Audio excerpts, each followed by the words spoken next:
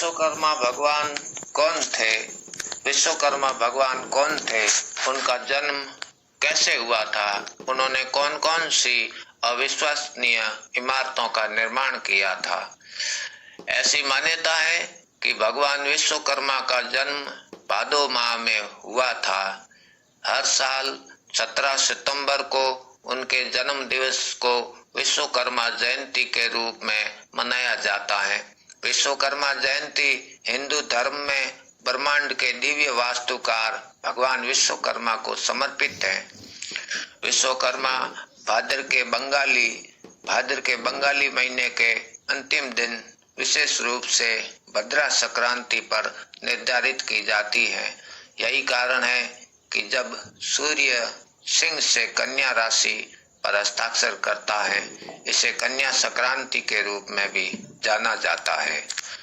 भगवान विश्वकर्मा को निर्माण का देवता माना जाता है। मान्यता है कि उन्होंने देवताओं के लिए अनेकों भव्य महलों, आलीशान भवनों, हथियारों और सिंहासनों का निर्माण किया। मान्यता है कि एक बार असुरों से परेशान देवताओं की गुहार पर विश्वकर्मा ने महर्षि दधीचि की हड्डियों देवताओं के राजा इंद्र के लिए वज्र बनाया। ये वज्र इतना प्रभावशाली था कि असुरों का सर्वनाश हो गया। यही वजह है कि सभी देवताओं ने भगवान विश्वकर्मा का विशेष स्थान है। यही वजह है कि सभी देवताओं में भगवान विश्वकर्मा का विशेष स्थान है। विश्वकर्मा ने एक से बढ़कर एक भवन बनाए। मान्यता है कि उन्होंने रावण की लंका, कृष्ण नगरी द्वारिका, पांडवों के लिए इंद्रप्रस्थ नगरी और हस्तिनापुर का निर्माण किया।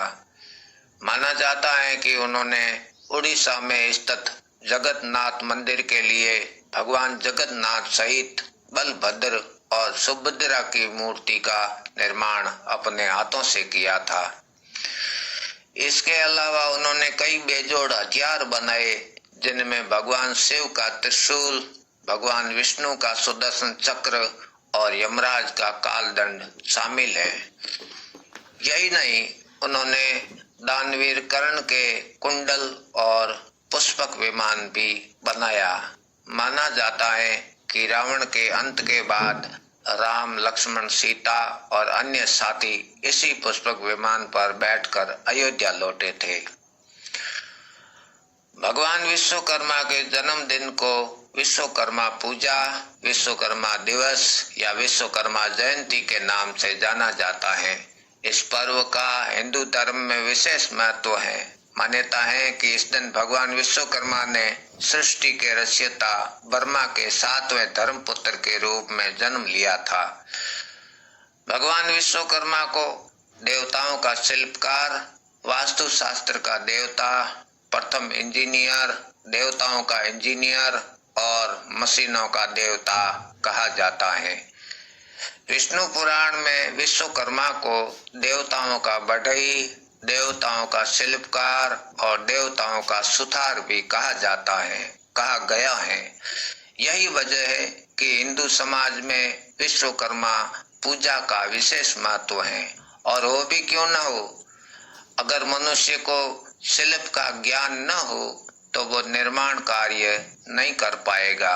अगर निर्माण नहीं होगा तो भवन और इमारतें नहीं बनेगी, जिससे मानव सभ्यता का विकास रुक जाएगा। मशीनों और औजार न हो तो दुनिया तरक्की नहीं कर पाएगी। कहने का मतलब है कि सामाजिक, आर्थिक और सांस्कृतिक विकास के लिए शिल्प ज्ञान का होना बेहद जरूरी है। अगर शिल्प का ज्ञान जरूरी है तो शिल्प के देवता विश्वकर्मा की पूजा का भी महत्व बढ़ जाता है। मान्यता है कि विश्वकर्मा की पूजा करने से व्यापार में भी दिन दूनी और रात सौगुनी वृद्धि होती है। इस दिन मशीनों, दफ्तरों, कारखानों की सफाई की जाती है। साथ ही साथ विश्वकर्मा की मूर्तियों को सजाया जाता है। घरों में लोग अपनी गाड़ियों, कंप्यूटर, लैपटॉप और अन्य मशीनों की पूजा करते हैं। मंदिर में विश्वकर्मा भगवान की मूर्ति या फोटो की विधिवत पूजा करने के बाद आरती की जाती है और अंत में प्रसाद का वितरण किया जाता है।